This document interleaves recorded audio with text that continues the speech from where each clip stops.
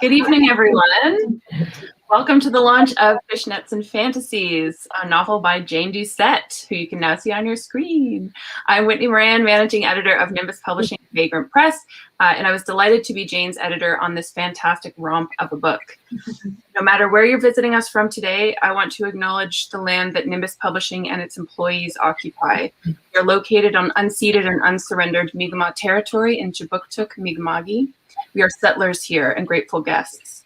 We acknowledge the privilege of taking up this space and the work it requires of us. We encourage all of you to consider what it means to be an ally and to never forget the story of the land you occupy. Live in gratitude and in community, especially in the light of the recent news and with Canada Day on the horizon. We encourage you to take this time to reflect, to mourn, and to acknowledge the work still to be done. It's my absolute privilege to be here today with Shauna and Stephen to celebrate this quirky yet tender novel. Amy Jones called it an absolute delight. Bette MacDonald called it gutsy, cheeky, and full of laughs. But perhaps comedian Ron James put it best when he called it the spirit of Stephen Leacock meets a colorful pantheon of contemporary Nova Scotia characters simmering in a sexually charged Lunenburg pheromone chowder. Indeed. I think this just goes to show how incredible it is when a writer with a journalist's eye and dogged research methods, a screenwriter's ear for dialogue, and a comedian's pitch-perfect timing writes fiction. What you're left with is an utterly believable story full of heart and maybe a little bit of TNA, characters that feel like family, and a story that stays with you long after the last page is turned. Tonight, you'll all have the pleasure of hearing from our lovely author, Jane Doucet, who will join us next to say a few words. And this will be followed by an interview with author and journalist Stephen Kimber, and then a reading from actor Shauna MacDonald. And finally, you, the audience, will have a chance to ask Jane any burning questions using the comment box on your screen. And before we begin, I want to offer a few quick thank yous. To the Canada Council for the Arts and the Province of Nova Scotia, first and always, for supporting our publishing program. To my colleagues at Nimbus Vagrant, especially cover designer Jen Embry, proofreader Penelope Jackson, and publicist Kate Watson. To those first readers of the novel, Amy Jones, Leslie Crew, Ron James, Bette MacDonald, Stephen Kimber, and Sarah Demerman for your praise at just the right moment. To you, the readers, for supporting local publishing. Without you, we couldn't do what we do. And finally, to Jane Doucet, thank you for deciding to put the screenplay aside for the moment and write this amazing novel. It's been a joy to work with you, and I can't wait to see what your characters do next. Now let's meet our guests. Jane Doucet is a journalist whose articles have appeared in myriad national magazines, including Chatelaine and Canadian Living. In 2017, she self-published her first novel, The Pregnant Pause, which was shortlisted for a 2018 Whistler Independent Book Award. Jane lives in Halifax, Nova Scotia with her husband. She is working on her third novel, which will combine characters and storylines from her first two books.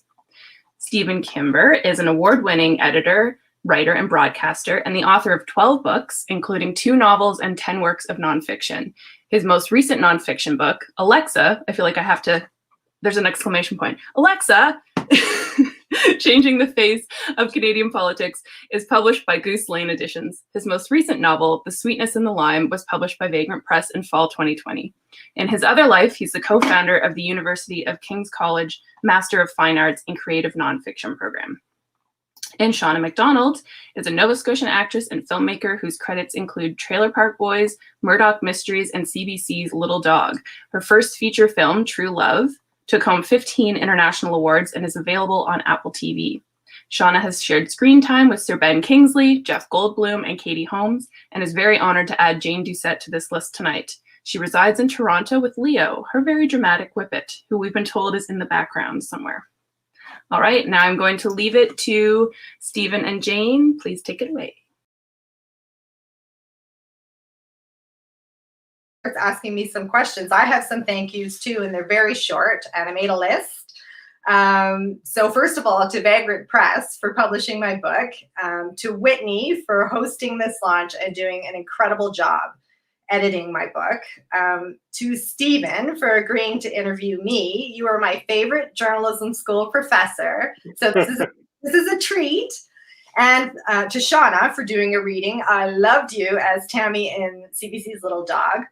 And to everyone attending, I can't see you, but I know a number of people who are planning to come. So please feel free to type a hello to me in the chat box, and I'll read them after the event. But I'm feeling your good vibes from my office tonight. So, all right, let's get this party started.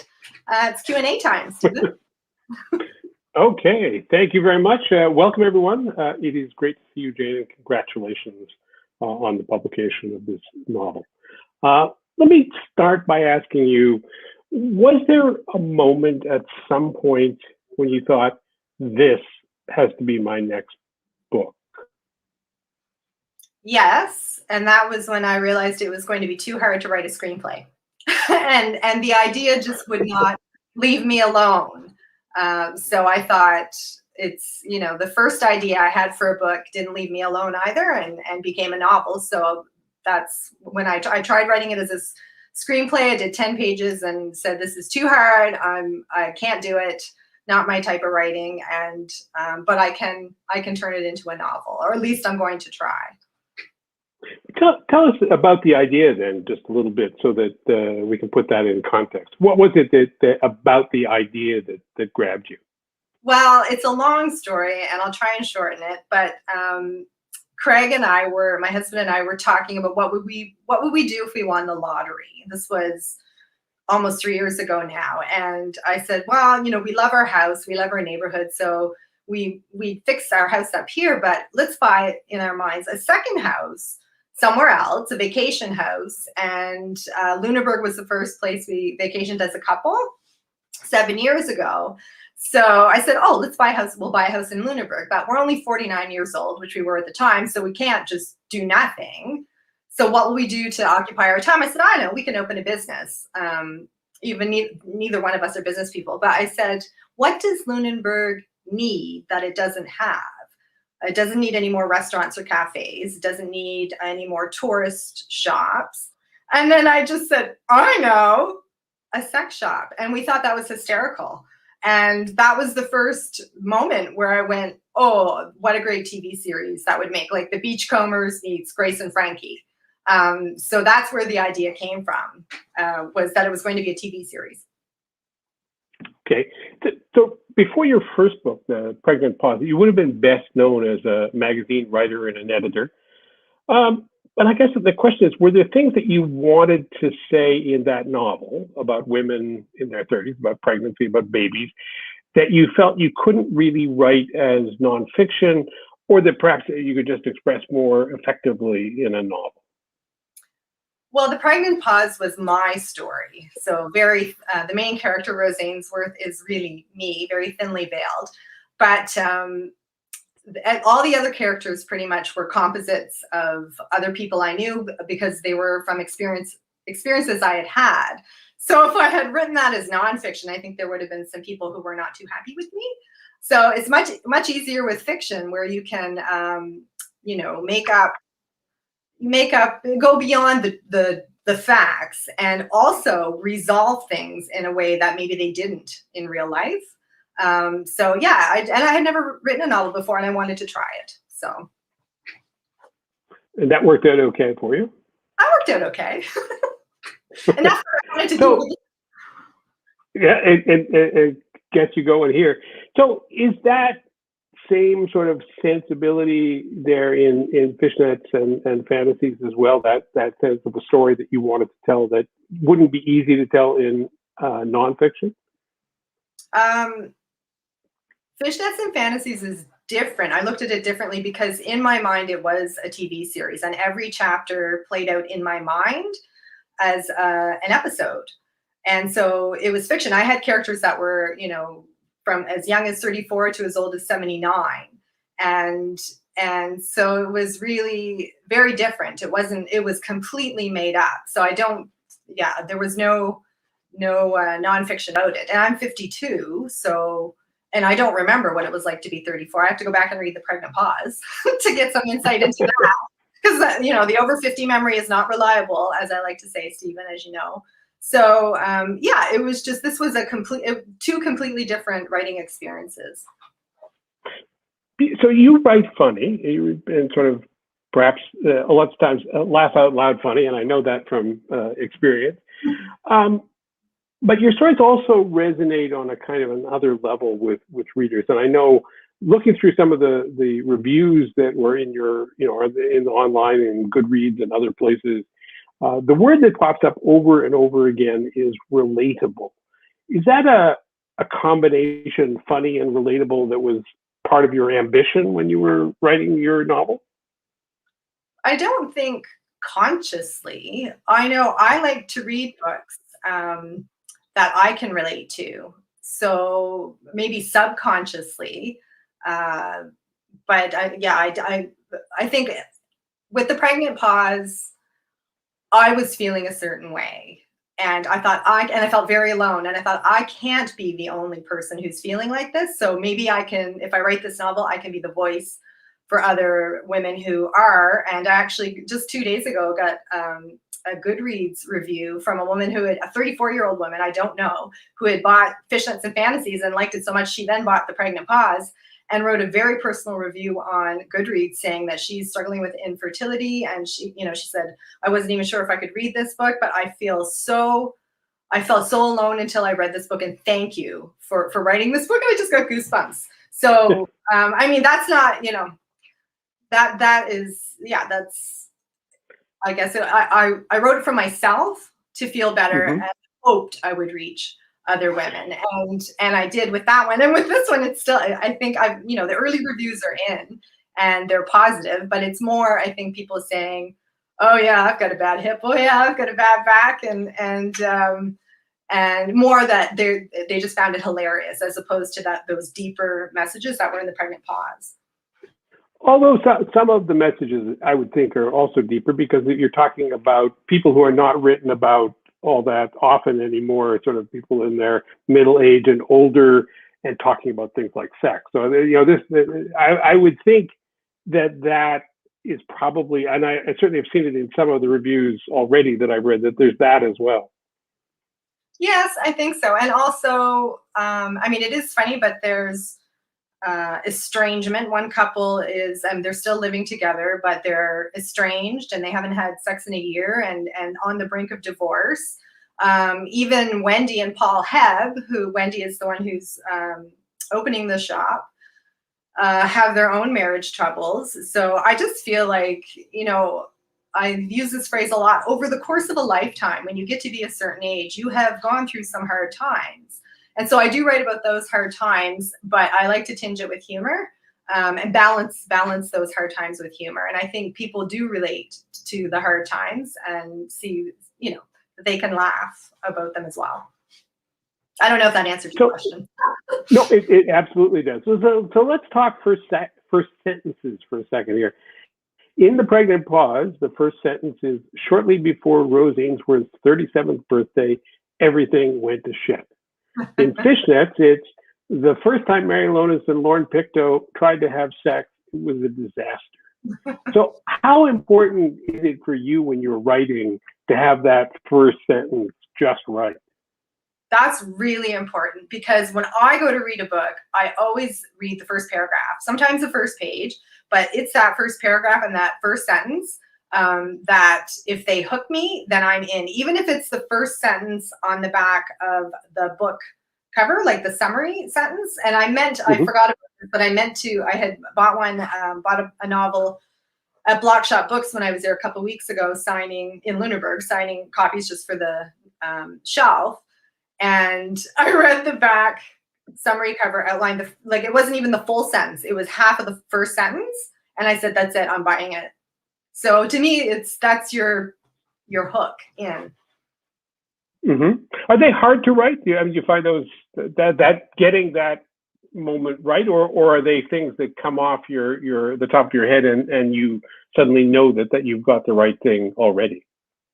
Well, those two were pretty easy, but I don't know, maybe it'll get harder. Yeah, they come, and then the rest is hard. Then the rest, 6,000 words are hard. But yeah, those first sentences both of those have been quite easy to me. They just came. Well, it went from there and it didn't go downhill at all. So that's good. That's a good thing. So okay, this is a spoiler alert for those of you who don't know and haven't guessed already, but there is sex of various sorts in Fishnets and Fantasies. I've gotten this question myself from fiction that I've written, so I want to put it to you. How hard was that to write, and more importantly, get right? I mean, not too much, not too little, because no one, I don't think, wants to end up in that infamous bad sex in fiction award. So how did you go about thinking about writing sex? Oh, I was raised Catholic, so it was really hard for me. This was totally, I'm a lapsed, I call myself a lapsed Catholic with Buddhist sensibilities now, but it was completely out of my comfort zone. I was like, nervous to tell my parents at the age of 50 that I was writing a book on this topic because I don't want to embarrass my family. And anyway, so I'll tell you, the sex scenes that are awkward were easy to write and they were fun to write. And they're most of the sex scenes are those kind of scenes. The ones that I can think of, one in particular, between the youngest couple in the book was not awkward, and not awkward is in that nothing went wrong.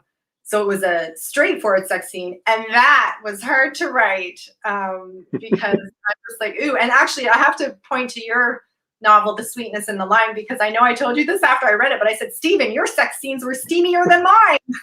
Oh my God, my girl is a professor wrote that. Oh my God. So yeah, they're, old guys. Oh guys. Yeah, so the awkward ones are fun, but the real ones. So what you're saying is because of there was a lot of funny writing about sex in that when you talk about the awkward things that happen, those were the ones that you found easier to write than a straightforward. Yeah, like aches and pains and all that stuff. Yeah, I do know all that stuff. Yes, all of that stuff. I've known you for a long time, going back, and you mentioned it when you were a student, and I've followed your career since then. And I've had you in to teach from time to time. I always think of you as a kind of a shy person, and yet we're not talking now about the sex scenes, but about, I think you're one of the most effective authors I know when it comes to getting your book out there, which I know also from personal experience is a very tough thing to do. And I just wonder, how hard was that for you as an individual to go out there and sell, which you have to do? Oh, I love it. And what I said was, and when you say that I'm shy, I think because your experience with me when I was younger, in the 90s, I guess, would it have been the 90s, late 90s, maybe? Could have been. We won't go back that far, but yeah. Yeah, we're dinosaurs. Well, I am. Well, I don't know what that makes you, Stephen, but no, I was. We don't even want to think. I was working at Chatelaine, and used to fly me once a year to teach a fact checking and copy workshop. And because I, had so far spent my whole career. Well, first I was a dancer, so I was on stage, but I didn't talk.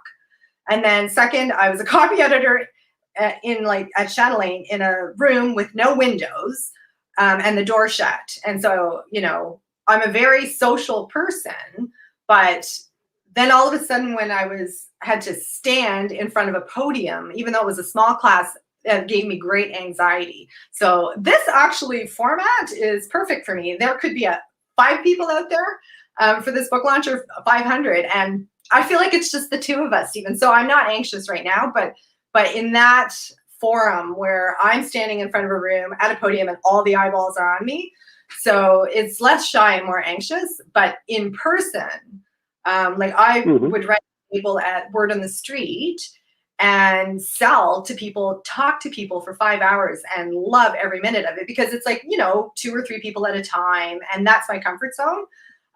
So yeah, I love going to the bookstores, and I've built such good relationships with the bookstore managers in HRM.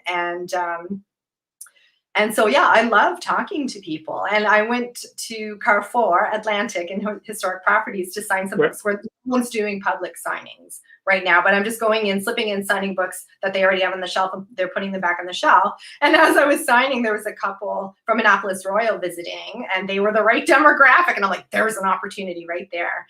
And so I just started talking to them. I said, oh, do you want to buy a book by a local author? And you could say you met her.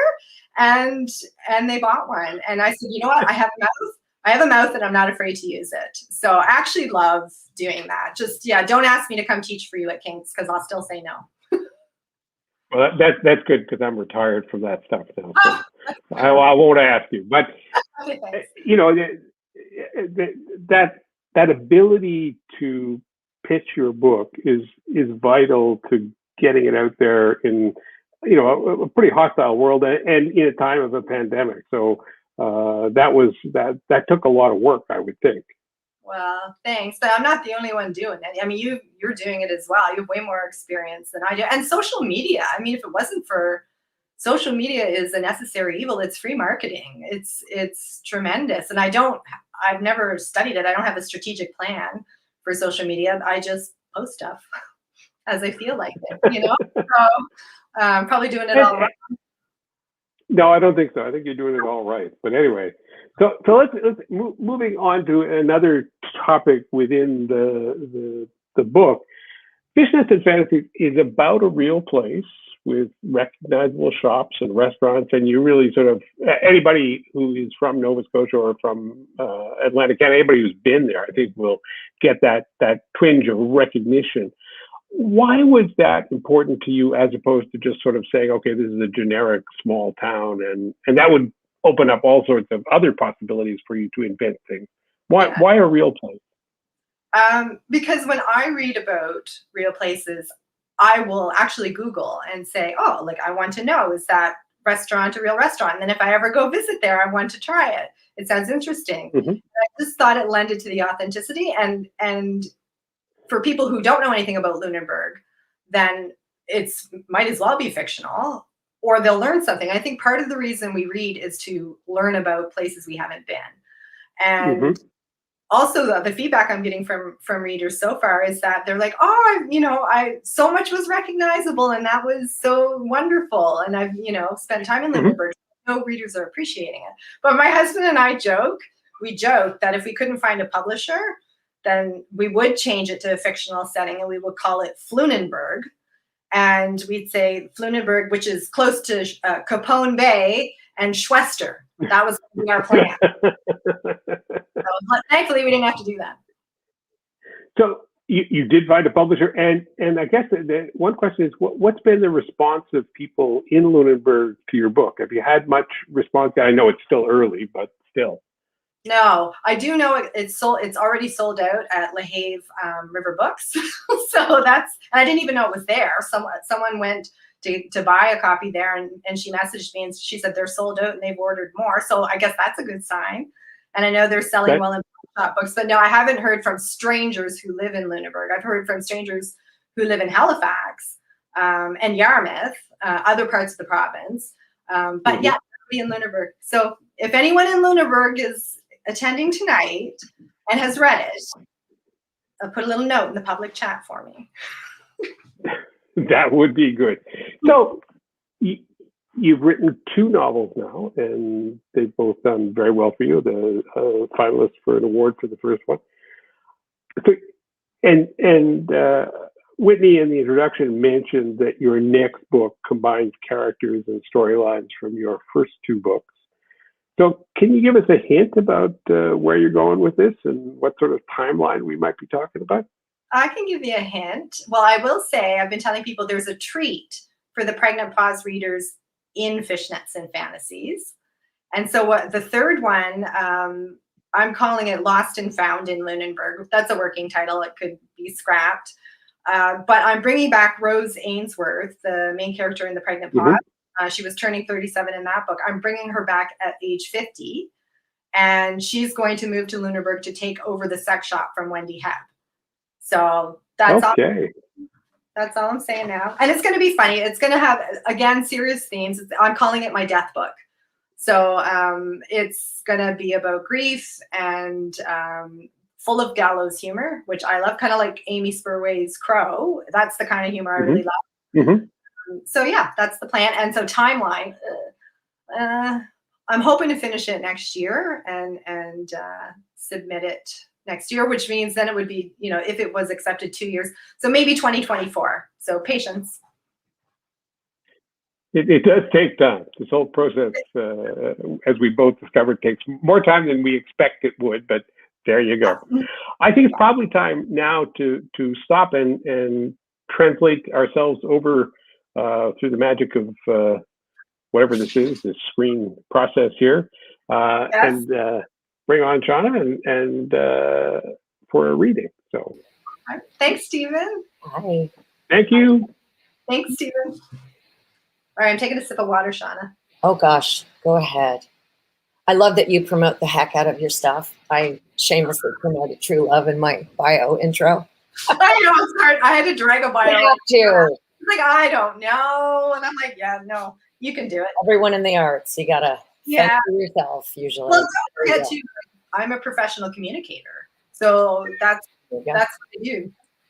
All right, but now it's your turn. Now I'm going to listen, but I want to. You're gonna set it up? I'm going to set it up. I'm setting you up. Okay.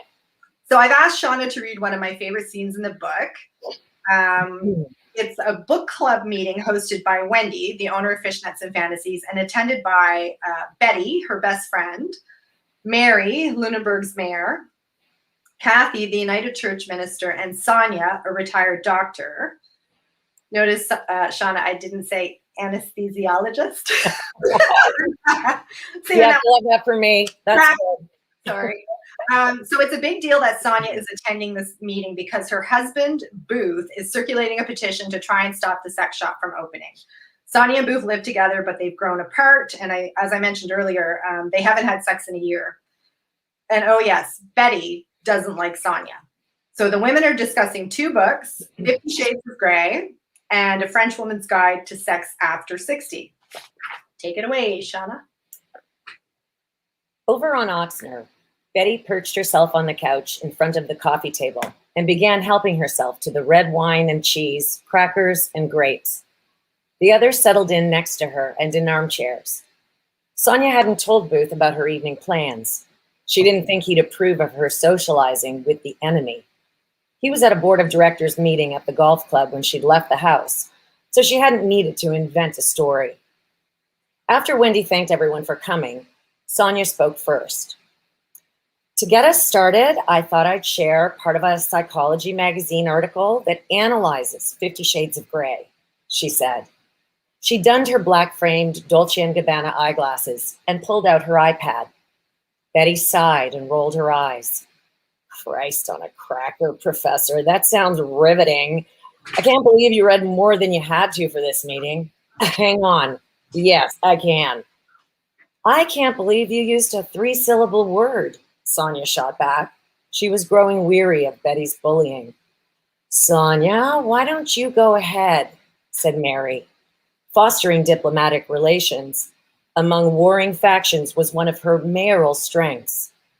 Sonia looked down at her screen and began reading about how, in spite of women's social advances, many still fantasize about being swept off their feet by a powerful, handsome, and wealthy man who makes all their dreams come true. Removing her glasses, Sonia said, I think that's profound. I wonder what Gloria Steinem would say. Blah, blah, blah, blah, said Betty, launching into a short coughing fit. I'm too old to give two shits about a couple of kids screwing, whether they're doing it old school or trussed up like a Thanksgiving turkey in a red room of pain. Why didn't we read a novel about people our own age who are banging the gong? Because there aren't any, said Sonia. Maybe we should write one, she added, half under her breath. She had read enough romance novels to know that there was a formula to romance novel plots. Boiled down to the basics, it was boy meets girl, boy loses girl, boy gets girl. Attraction, resistance, seduction, love. Sonia cast her mind back over the dozen or so novels she'd devoured. Not one of them, not one, featured senior characters who got hot and horny. Maybe there was a niche market for that age group. Who'd want to read a novel about a bunch of wrinkled raisins getting laid, said Betty. Or in some characters' cases, not getting laid, said Sonia. Betty glared at her, but bit her tongue when she noticed Wendy giving her the hairy eyeball. I think it'd make a great TV series, said Mary, before going on a tangent about the importance of the film industry to rural Nova Scotia. Wendy knew the more wine that flowed down the women's throats, the more sidetracked they were going to get. And in Betty and Sonia's case, the more mean-spirited. Did anyone like anything about 50 Shades? Said Wendy. I like that it made the author a multi-millionaire in 6 months, said Mary, who had read up on it. She tapped into a hungry market, clearly. That's good business. Well, that's great business, said Wendy. She could only hope there'd be enough of a hungry market to float Fishnets and Fantasies, and that Sonia was absorbing this conversation, that she'd relay it to Booth. I knew the story was bullpooky when the Virgin blew the rich guy for the first time, swallowed, and liked it, said Betty. That's richer fiction than the Immaculate Conception. Wendy, Mary, and Sonia looked aghast. The tension broke when Kathy spit the sip of wine she had just taken back into her glass and laughed. Spoken like a true atheist, said Kathy. Maybe the next book on our list should be the Bible. I like you, Rev, but there ain't enough rum in the world to make me read that. So did you read 50 Shades? Sonia asked Betty. Just the dirty bits, Betty says, coughing. So yeah, I read the whole thing, cover to cover, twice. I thought it was a love story, said Wendy. It was clear that Christian cared about Anastasia in his own messed up way, and that she cared about him. I mean, everyone's messed up to some degree, right? So that was relatable, even if the sex wasn't. At least they had safe sex, said Kathy. There were condom wrappers ripping all over the place. That's really important messaging for young people. It's important messaging for everyone, said Wendy. Mary nodded knowingly and said, true. There was such a to-do about how scandalous 50 Shades was when it was first published, said Kathy. But do you remember sneaking your mother's copy of The Thornbirds when it came out in the 70s? I was a teenager. I found it when I was snooping in Mom's closet for Christmas presents. Now that was a steamy page-turner, said Betty dreamily. That priest could have converted me. Once again, Wendy reeled the conversation back in. Mary, what was your take on 50 Shades? That it's a fantasy. Are there people actually having that kind of sex? Sure. But I doubt they're reading this book to get any tips. And I don't imagine they'd find it titillating. They're probably far kinkier than Anna and Christian. She was thinking about the real-life stories she'd read about in Naked at Our Age. Anyway, I prefer nonfiction, which brings us to A French Woman's Guide. Didn't read it, said Betty, chugging back her wine as if it was beer. I did, said Sonia. I'm turning 60 next year, so I was curious. At this point in her life, she wasn't sure she'd ever have sex again. With Booth, anyway. As all eyes landed on her, she felt the familiar internal heat wave cresting. What did you think? Asked Mary. Sonia felt as though she was steaming her pores in a sauna. She fanned herself with a gardening magazine that was lying on the coffee table. Trails of sweat trickled from her armpits down her sides. She continued to talk as though nothing was happening. I like that the author is heralding a new sexual revolution for older adults, one that's still focused on making love, but less on outcomes. I don't speak stuck up, said Betty. What the fuck does that mean? And what the hell's wrong with you? You look like a boiled tomato. No, wait, now you're a beet. We can call this game Name the Red Vegetable. Maybe there'll be 50 Shades. Get it? Betty was having a blast. Hey, are you having a flash? Thank Christ I'm done with those effers. And I mean that in a prayerful way, Rev. And the mood swings? Someone looks sideways at me and I'd rip their face off with my bare hands. Wendy leaned over to move the wine bottle away from Betty. Betty moved over to move it back. Mary attempted to reel the discussion back. It means that intercourse isn't the be-all and end-all, she said. answering Betty's question. Really? Betty seemed genuinely confused. Then what's the point? The point the author makes is that there's no age limit to love, desire, and sex, said Wendy, who fetched Sonia a face cloth to wipe her face. But we can't make love at 60 like we did when we were 40 or even 50. And that's okay. Our definition of what sex is has to change as our bodies age. Betty slammed her wine glass down, sloshing the contents onto the table. Does that mean no more orgasms? It means the goal shouldn't be to have an orgasm, said Mary. I can tell you that with my arthritic hips and Lauren's bad back, it's challenging. I really don't see the point in doing it if you ain't gunning for the big O. Betty felt a headache brewing from the coughing and drinking too much wine too fast. She hadn't had this much fun in years. Hopefully, she wouldn't throw up later. I'll explain it to you tomorrow, Betty, said Wendy. It would have made more sense if you read the book. I'm just here for the liquor and the collegial atmosphere, said Betty, looking at Sonia. And you can stick those 3-syllable words where the sun don't shine. Sonia was growing more concerned about Betty's cough than her cantankerous commentary. Ladies, this has been fun, but I have to dash, said Mary. Early morning meeting with a Toronto movie company bigwig who's scouting the town as a location. Good luck with that, said Wendy, walking everyone to the door except Betty, who she'd driven home. It's been tough since Nova Scotia lost the film tax credit, but we're still trying to attract filmmakers, said Mary. Thanks for coming, said Wendy, as she ushered Mary and Sonia out the door. It was good company and conversation. And if she was lucky, just what Sonia had needed to convince her to switch camps. Sonia paused on her way out to look back at Betty, who was semi-conscious on the couch. Betty, that's quite the cough. Has your doctor sent you for a chest x-ray? Betty opened her eyes. Nope, he just gave me antibiotics for pneumonia. Twice. And could you please tell me why an antibiotic that costs $1 bazillion to make gives you dry mouth, diarrhea, and liver damage? Betty closed her eyes. Sonia, ignoring the rant. Will you let me make a call to book you for an x-ray in Halifax? I know a radiologist there. I can drive you.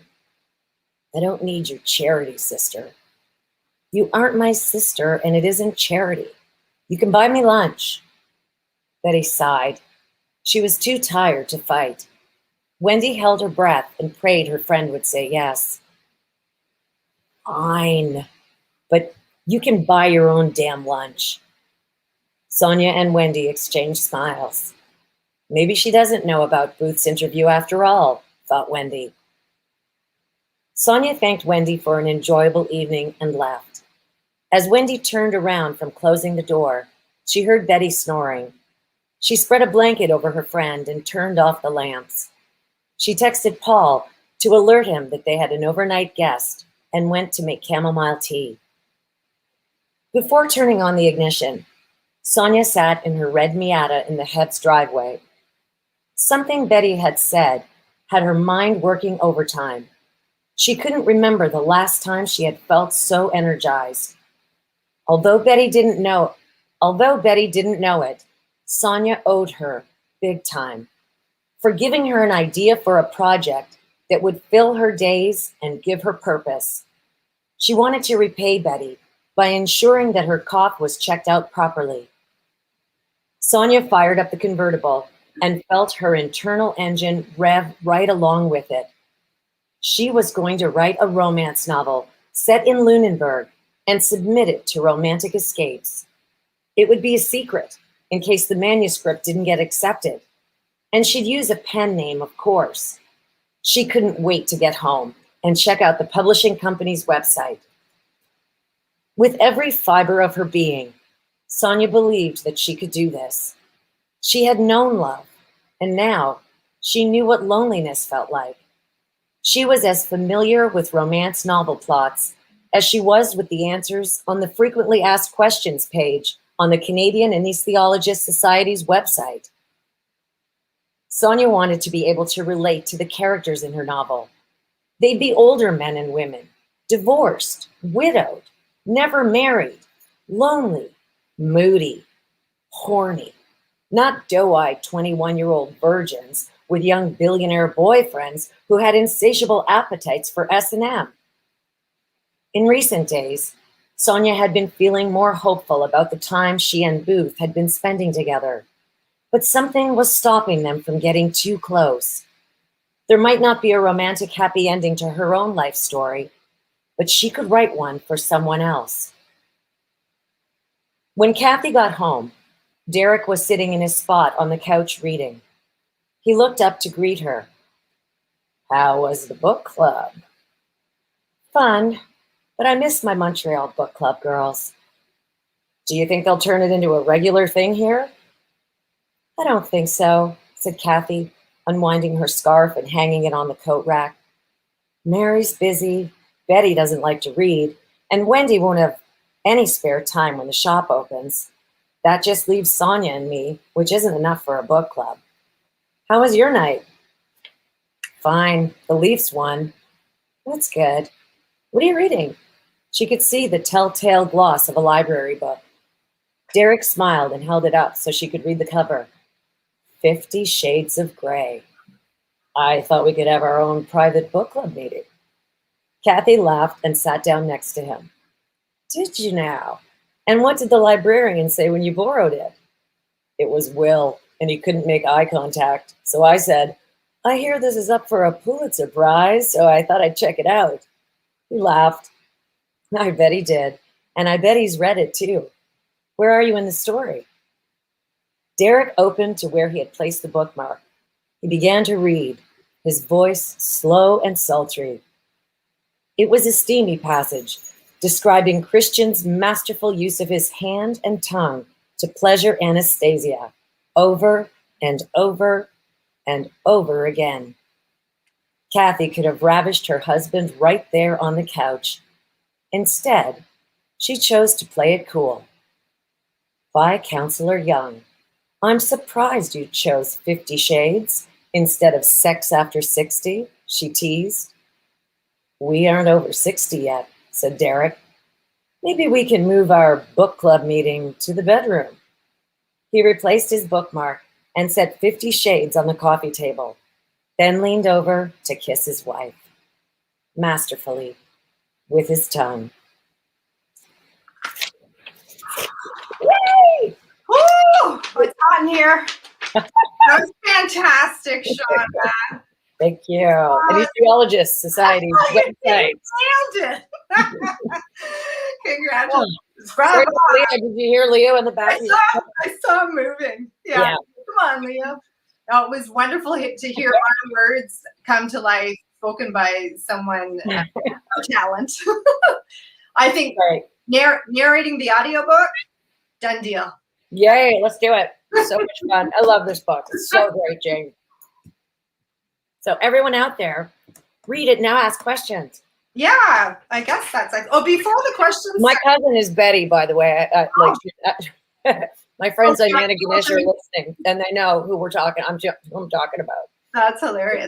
Before we start the questions, though, I want to point out what I'm wearing to anyone who was at the Pregnant Pauses launch almost exactly 4 years ago. It was 4 years ago on June 24th, so last week. I am wearing the same dress. This is my lucky launch dress because I figured you're only seeing like 1/4 of it, and it still fits, and it's red.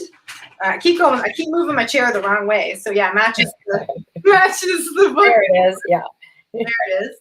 And but I do have new accessories. I have my Amos Pewter anchor earrings, Amos Pewter in Mahone Bay on the South Shore of Nova Scotia, and my lobster pendant, which is actually a Christmas tree ornament that my husband bought me this past Christmas when we had a book cover, and he saw it and he just went, "Oh my gosh, it's perfect." And so I want to thank my friend Rexanne, who ran all over the place looking for a gold chain to put it on, because I only have silver and white gold, and the lobster is like, that's gold, yellow gold. And so she actually came to my house last night, and we had a porch visit, and she sized it for me. So Rexanne.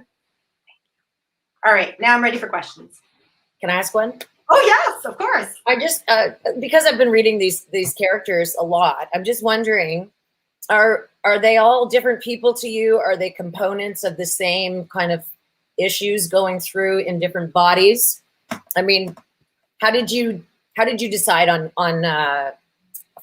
Sonia, for example? Because she's a really big factor in your book. Yeah. Do you mean how did I decide on which character got which affliction? Yeah, or and which you might identify with most? Oh man, good question, Shauna. And I mean, keep in mind too, I wrote it like more than 3 years ago, so it's hard to remember what my thought process was at the time.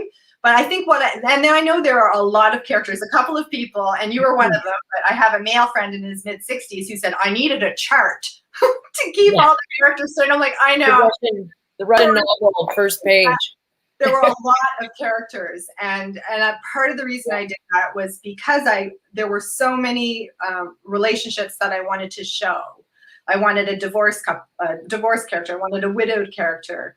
I wanted a couple of couples who had been married for a very long time. So yeah, I probably overdid it, but I don't know. I think, like I've said in previous interviews, I cast my characters based on Canadian actors. And so Sonia King is Sonia Smits. And so I saw her in my mind, and she's very tall.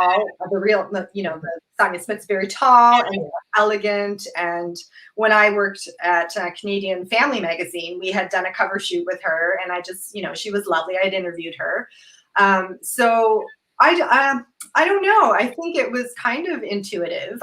A lot of authors work with index cards, and I did that. I didn't do that for the Pregnant Pause, but I did that for Fishnets and Fantasies. I had an index card for each character. Yeah. To keep everyone straight: age, name, age, occupation, and then you have to find their voice. I suspect when you're writing, you're channeling them. Yeah. So I guess. Does that answer your question? I had to smoke a lot of cigarettes for Betty. I don't smoke anymore, which is great. But I have the raspiness of her voice thanks to the second COVID shot. Yay! Hey, I know. I'm getting mine on Monday, so a little bit of a reaction to it. Yeah. So yes. So that's hopefully that answered your question. Yeah, and you know what? I have to tell you, as a Nova Scotian, and I know you and Stephen were talking about like picking a city. It was really, really, really awesome to see Lunenburg. It's one of my favorite. I was going to say towns. It's not really. It's a city. Is it a city or a town? It's a town. 2,300 population. 2,300 people. Oh, so it's a town. Tiny, yeah. It's a little town. Tiny, but I remember so pretty. So pretty. We had Facebook. I had friended you on Facebook, I think, and that when you realized what it was all about. And when I was promoting, that was one of your first comments. Was like, "Oh, I love Lunenburg." I know. So it's one I fell in love with. It's just beautiful, beautiful place. And I should point out that while you are from Antigonish, you are in Toronto now. You live in Toronto, so you're from Toronto. I am here. I gotta stop rocking. I'm getting seasick. I know. I've been doing that. I can't help it. I gotta move it. All right. Well, what a delight. Thank you very much for allowing me to read this. It was Thank you. It was wonderful to hear. I've been waiting. That's been the highlight for me. All right. That's not a question, Anne Louise. My favorite part was the mechanical bull. Was it a bull or a horse? I can't remember now. It was going to be one, and then it was going to be the other. All right. Kate, I think, or I don't know if Kate's popping the questions up, but I'm glad you liked that. Anyway, that was one of my favorite parts to write, and I won't give anything away, but that was a very fun scene to write. It's why I was wearing the cowboy hat in my unboxing video that I posted on Facebook. Was it easy to write the male perspective? No, it never is for me. Nope. And actually, often I would ask Craig, I would say, like, for example, there's a scene where a character is talking about having a prostate exam. And so I would say to him, I remember saying, what is there like a common phrase or a casual phrase that men use when they talk about having a prostate exam? And he said, the poke and tickle, which I had never heard of. And I thought that was hysterical. And so that made it in.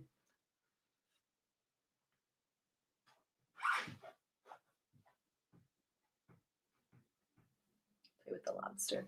Oh, wonderful Jane. Wonderful Jane. I don't know if everybody else can see these, but it says, wonderful Jane, congratulations from Toronto, Nadine. One of my, you sold me with Barrett Hooper. Barrett, you sold me with the Beachcombers meets Grace and Frankie. That's awesome. Excellent. Barrett's one of my day job clients. Oh, Heather McNeil. Shauna did an amazing job with her reading. It felt like I had the book in my hands, totally engrossed in it. I want to say something about Heather McNeil. I worked in communications at Dalhousie Law School for 4 years, and Heather is a law school alum. Heather was integral. There's one Indigenous character, Lauren Pictou, who's 63, and he's a widow. And I asked Heather if she would read all of the passages with Lauren to help make them more authentic. And she was a phenomenal help. So I thank you in the acknowledgements, Heather, but you know, I'm glad I have this opportunity to say, you know, you were a tremendous help. So thank you. I am an overthanker, so you'll be hearing that for the rest of your life. Amy Pulsiver, my cousin Amy. This is a book about relationships. So how important is the support of your husband to your writing process? Good question, Amy Pulsiver. Our grandmothers were sisters. Vitally important, because I am not and never have been a member of a writing group. And I know there are many authors who would be lost without their writing groups. But every night when I was writing this book, at the end of the day, I would tell him what I had written and talk about, you know, what had happened with the characters, go over dialogue with him, to the point where when I didn't let him read it until it was like an actual printed book. And he said there were no surprises because I had told him literally almost everything that was in the book. So not only that, so sounding board, he came up with some great ideas, and I'll just say Urban Cowboy was one of them. He traveled with me to to Lunenburg on every research trip. He bought me flowers. So yeah, it's wouldn't be the same to go through all of this and not share it with him. So thanks, Craig. He's in the other room. The River 1973. Is that you, Shannon? I can't really tell. How did you write research about how older people might feel about sex? Well, I'm no spring chicken myself. And so there's that. And some of the passages of the awkward sex scenes with injuries are from personal experience. So that's all I'll say about that. But the older people, well, I have a lot of friends who are, one of my best friends is 80. Yeah, I just kind of took how I'm feeling now and my experiences, and you know, women friends talk about this stuff. So that's that. It was informal research, anecdotal research, if you will. Did you laugh? Yes, I did. Yes. Yep. And in fact, when there were months would go by when I would submit a draft of revisions to Whitney, and then I wouldn't look at it again for months. And then she'd come back with the second round of revisions. And so it had been a while since I'd seen it. And then when I would read it again, I think I would say right out loud to Craig, this isn't half bad. This is funny. This is kind of funny. So, I mean, I write books that are going to make me laugh, hoping that they'll make other people laugh as well. Emily Pache, my lovely stepdaughter. Did you ever get stuck trying to figure out what to do with the characters? Or did you know from the start where they all needed to end up? Okay, first question. Yes, I got stuck one summer. I think it was 2 years ago. Kind of lost track with COVID of the years. I took it the entire summer off because I hit a wall and I didn't know where anyone was supposed to go. I knew generally, where they all needed to end up, and I had already written the ending. So there was a middle section that I needed to fill in. And I thought, I'm going to take the summer off. It was hot. We don't have air conditioning. And in fact, I'm hoping to sell enough books so that Craig and I can buy a heat pump. So open your wallets, people. So yeah, I thought I'm going to take the summer off because it's hot and you know, just live my life and kind of not force it. And in September, it'll be like going back to school. So when the kids go back to school, I'll go back to writing. And that's what I did. And everything started to flow again.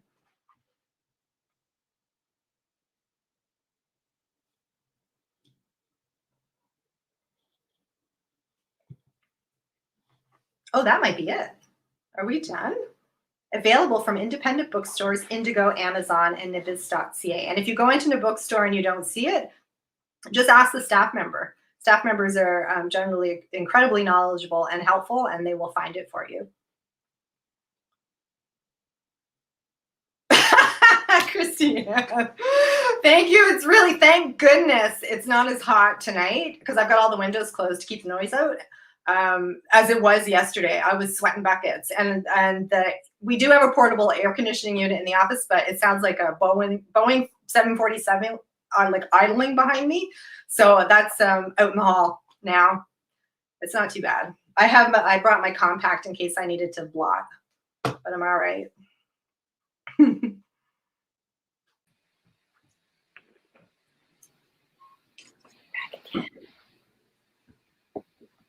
Well, I guess we're all back. Yay, the gang's all here. I was so happy. Oh, And the whippet. Oh, he's so dramatic. I'm sorry, you could hear him scratching during my reading. I didn't hear him. Oh, shoot. well, that was great. Yeah, thank you so much, everyone. It's really fun to see people's comments. It kind of does feel like we're surrounded by support and people, but we also get that, we don't have to stand in front of a room full of people. So that's kind of nice for those of us who are anxious about that. But yeah, just thanks again to Shauna and Stephen for helping make this such a great event.